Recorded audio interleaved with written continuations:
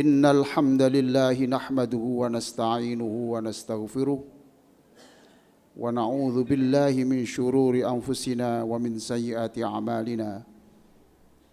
May yahdihillahu fala mudilla lahu wa may yudlil fala hadiya lahu. Asyhadu an la ilaha illallah wahdahu la syarika lahu wa asyhadu anna Muhammadan abduhu wa rasuluhu la nabiyya ba'dahu. Allahumma salli ala sayyidina Muhammadin wa ala alihi wa sahbihi wa mawalah, amma ba'du. Fa ya ibadallah usikum bitaqwallah. Faqala Allah ta'ala ya ayyuhalladzina amanu taqullaha haqqa tuqatih wa la tamutunna illa wa antum muslimun. Jamaah Masjid Al-Hidayah Siwalan Kerto yang sangat saya hormati. Dalam 10 menit ke depan saya akan menyampaikan khutbah dengan judul Hidup Masih Koma, Belum Titik. Hidup masih koma, belum titik. Sebagai pijakan, saya akan membacakan firman Allah di dalam surah Ali Imran ayat 190. A'udzu billahi minasyaitonir rajim. Inna fi khalqis samawati wal ard wa ikhtilafil laili wan nahar la ayatil liulil albab. Sungguh di dalam penciptaan langit dan bumi dan pergantian siang dan malam itu ada pelajaran-pelajaran bagi orang-orang yang cerdas. Yang tidak cerdas tidak bisa mengambil pelajaran ini. Ayat ini memerintahkan kita semuanya untuk mengambil pelajaran dari 2 hal yang penting. Yang pertama tentang penciptaan langit dan bumi, dan yang kedua pergantian siang dan malam. Yang pertama soal penciptaan langit dan bumi.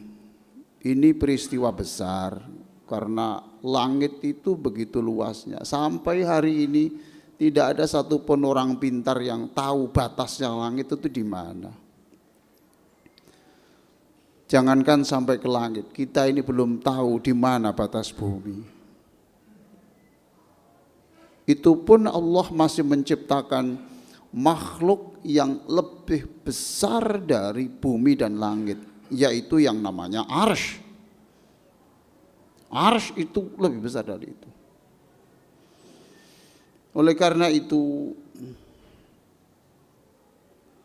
jangan satu pun ada di antara kita ini yang sombong karena sesuatu hal.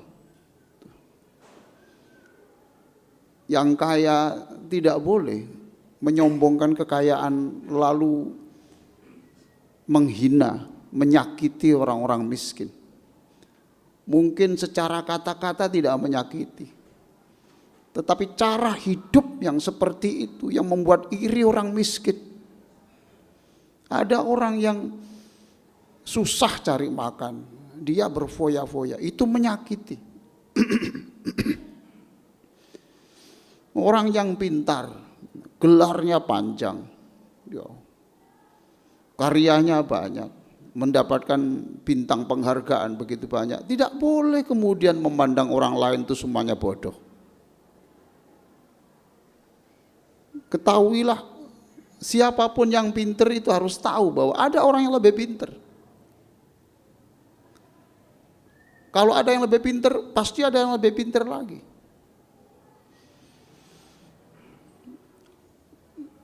Tidak boleh kita menyombongkan ibadah kita. Mentang-mentang kita sering puasa, Senin Kemis, khatam Quran, sedekah, sholat jamaah, sholat sunnah, zikir panjang. Tidak boleh kemudian kita merasa kita ini merasa benar sendiri, suci sendiri, yang lain tidak benar, yang lain itu kotor, dirinya sendiri yang suci. Bahkan dia seolah-olah berkata, hanya dia yang pegang kunci surga, yang lain tidak. Itu dalam hal spiritual. Dalam soal politik, tidak boleh ada orang yang merasa partainya besar, pengikutnya banyak, lalu merendahkan partai kecil, merendahkan orang. Tidak boleh. Maka di dalam proses penciptaan langit dan bumi, kita ditunjukkan oleh Allah. Allah Maha Kuasa. Sampai memutar matahari yang itu beratnya jutaan kali lebih besar dari bumi, itu pun Allah Maha Kuasa. Apa susahnya kalau Allah bertindak seperti yang dilakukan zaman nabi-nabi yang terdahulu? Apa susahnya? Ada orang dulu karena kesombongannya, dalam sesaat muka mereka berubah menjadi keras semua. Kunu qiradatan khasi'in. Apa susahnya kepada orang-orang yang sombong, yang angkuh itu? Ya. Kemudian bumi itu dibalik, dan sebelum dibalik itu dihujani batu yang berapi dulu baru dibalik. Apa susahnya? Atau mengirim angin, yang angin itu panas dan kemudian dalam sesaat seluruh manusia mati. Itulah pelajaran-pelajaran dari yang pertama tentang proses penciptaan langit dan bumi. Yang kedua soal pergantian siang dan malam. Ya. Hadirin sekalian, selama masih ada perputaran bumi, ya, segala kemungkinan itu bisa terjadi. Selama ada perputaran bumi ini, selalu ada kemungkinan segalanya itu bisa terjadi. Mengapa Allah menciptakan ada siang dan malam? Itu untuk menjelaskan kita bahwa tidak selamanya waktu itu siang, tidak selamanya orang itu sehat. Bisa saja sakit. Yang sakit jangan berkecil hati, tidak selamanya waktu itu malam. Nanti kalau matahari terbit, semua kegelapan itu akan sirna. Maka hidup masih koma, belum titik, optimislah.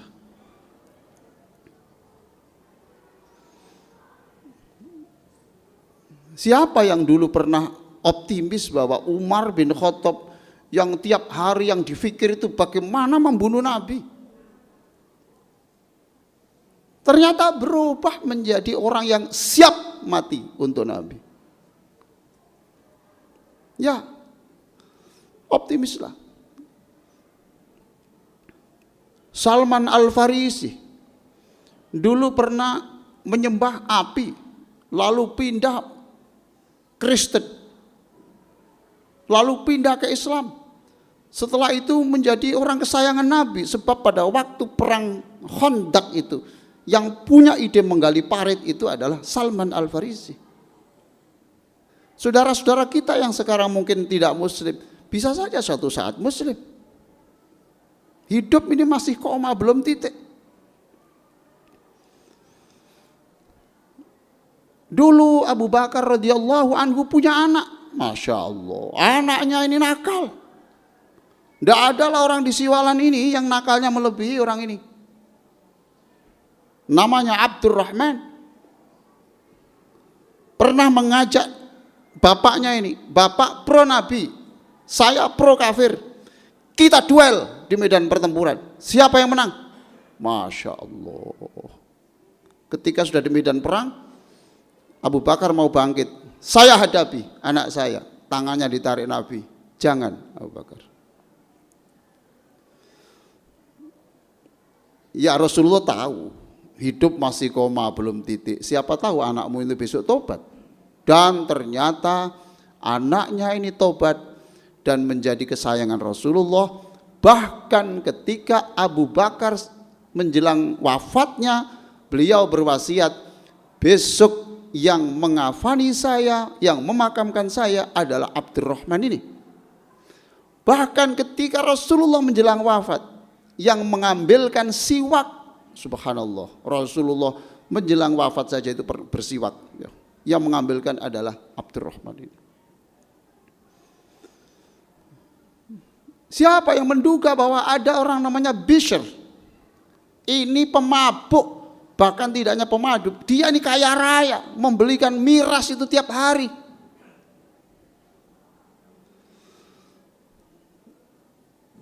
Apakah mesti begitu terus? Ternyata tidak. Suatu saat bertobat dan kemudian menjadi ulama yang terbesar pada abad 8 di Irak. Banyak orang anak-anak yang waktu sekolah itu bodoh, lalu setelah itu menjadi orang besar, bahkan dia menjadi bos, anak-anak yang paling pintar di kelasnya itu diambil sebagai karyawan semuanya. Hidup ini berubah terus. Anak yang miskin, pengamen, dulu cari makan susah, sekarang tiap bulan bisa dapat 1 miliar. Maka hidup masih koma, belum titik. Yang optimis. Apakah yang kaya itu pasti kaya terus? Oh tidak. Banyak orang-orang yang dulu kaya, sekarang dia ikut antri ambil nasi bungkus.